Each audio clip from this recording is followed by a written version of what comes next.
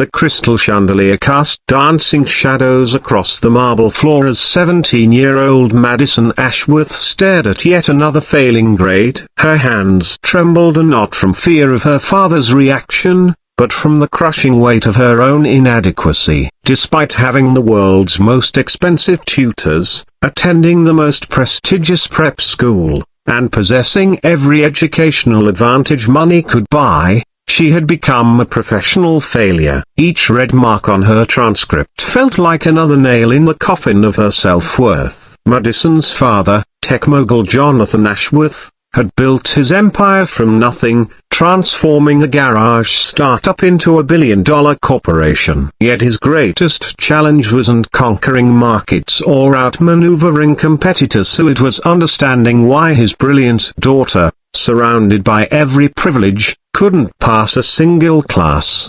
The irony wasn't lost on her. While her father's rags to riches story inspired millions, his daughter couldn't even solve basic algebra. The pressure was suffocating. Every morning, she'd wake up in her penthouse bedroom overlooking Central Park, knowing that somewhere in the city, kids with far less were achieving far more.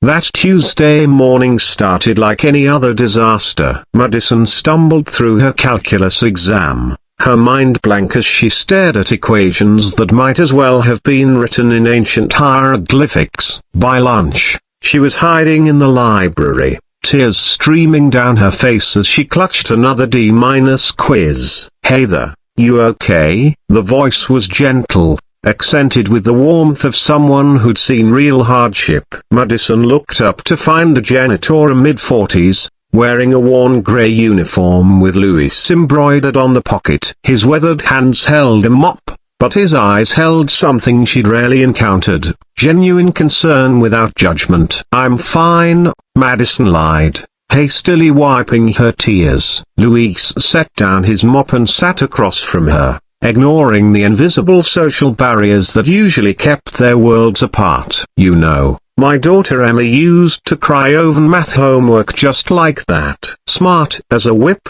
but sometimes the smartest people think too hard about simple things. Madison studied his face, expecting to see the calculating look she knew so well, the expression people wore when they realized who she was and what she represented. Instead, she found only kindness. "I doubt your daughter has my problems," Madison muttered. "Maybe not. But problems are problems, you know. Doesn't matter if you live in a penthouse or a one-bedroom apartment. Pain is pain." Over the following weeks, Louis began appearing whenever Madison needed him most. Not intrusively, just present to emptying trash cans while she struggled with homework, quietly mopping floors while she battled through reading assignments. He never offered unsolicited advice, never patronized her, never treated her like a charity case. One afternoon, after Madison had failed yet another history test, she found herself pouring out her frustrations to this unlikely confidant.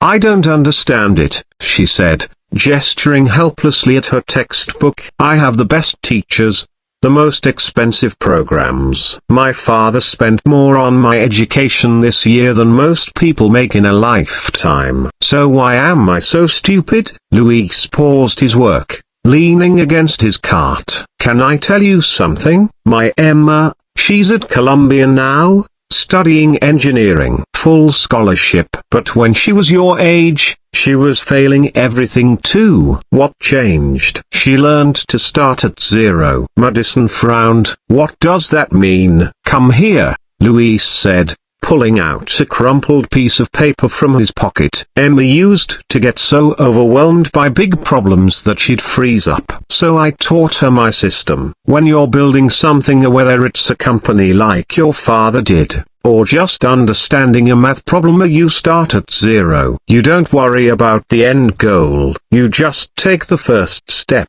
He drew a simple equation on the paper: 2 plus 2. This is 0 for math. Doesn't matter if you're supposed to be doing calculus. If you can't do this confidently, consistently, then you build from here. No shame in it. Your father started his company with $0 and zero connections. But he didn't let that stop him from taking the first step. Madison stared at the elementary equation, feeling something shift inside her chest. For years, she'd been drowning in advanced concepts while lacking the foundational confidence to swim in shallow water. But everyone will think.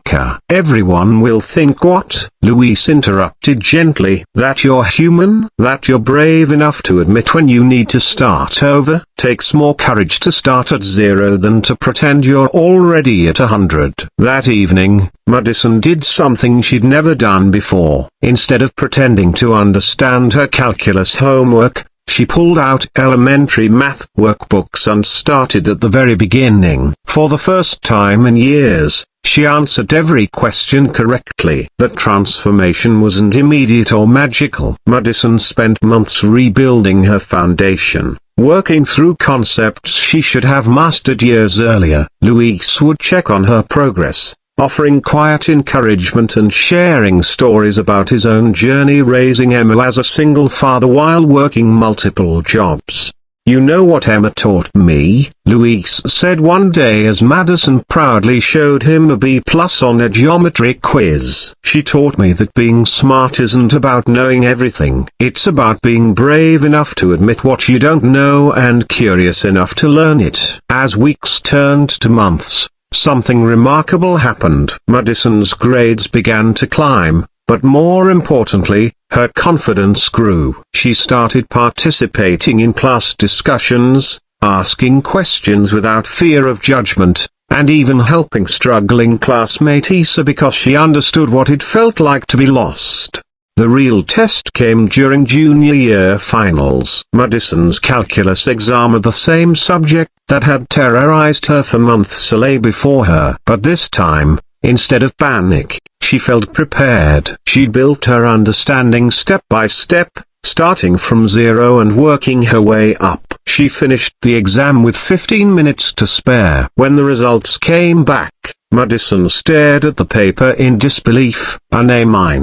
Not just her first A- in math, but her first A- in anything. She found Louise in the supplely closet, organizing cleaning materials. "I passed," she whispered, then louder, "I passed." "Louise, I got an A-." His face broke into the widest smile she'd ever seen. "Emma's going to be so proud when I tell her." "You told Emma about me?" "I tell her about all the kids who inspire me. And watching you start over, watching you choose courage over comfort, that's inspiration." Madison felt tears welling up. But these were different from the tears of frustration she'd cried so many times before. These were tears of gratitude. "Louise, I need to ask you something. Why did you help me? You barely knew me, and I never did anything for you." Louise paused, his expression thoughtful. "You know, when Emma was struggling, a teacher stayed after school every day for months to help her understand algebra. Never asked for extra pay. Never made her feel stupid. Just showed up. That teacher believed in Emma when Emma didn't believe in herself. And you're paying it forward. We all are, every day. Sometimes we're the teacher, sometimes we're the student. Today you're celebrating your A-. Tomorrow, maybe you'll be the one showing someone else how to start at 0. As graduation approached, Madison maintained her grades and even earned acceptance to her first-choice college. But more than academic success, she'd gained something invaluable, the knowledge that starting over wasn't failure, it was courage. At the graduation ceremony, as Madison walked across the stage to receive her diploma, she searched the crowd until she found Louis, who had taken time off work to attend. He was beaming with pride, applauding as enthusiastically as any parent. Later, at the reception, Madison approached him with a small wrapped package. "What's this?" Louise asked. "Open it." Inside was a simple calculator, nothing fancy or expensive, just a basic tool for doing math. But taped to the back was a note. for teaching me that every great solution starts with 2 plus 2. Thank you for showing me that zero isn't empty, oh, it's full of possibility. Luis's eyes filled with tears as he pulled Madison into a hug. You're going to do great things, he whispered. We both are, Madison replied. And when I do, I'm going to remember that it all started when someone cared enough to meet me at 0. Years later, Dr. Madison Ashworth would establish a foundation providing free tutoring and mentorship to struggling students. The foundation's motto, emblazoned on every program and scholarship, start at 0. And in the lobby of every learning center stood a simple plaque dedicated to Luis Rodriguez, the janitor who taught a billionaire's daughter that the most valuable lessons can't be bought, only given freely by those brave enough to care.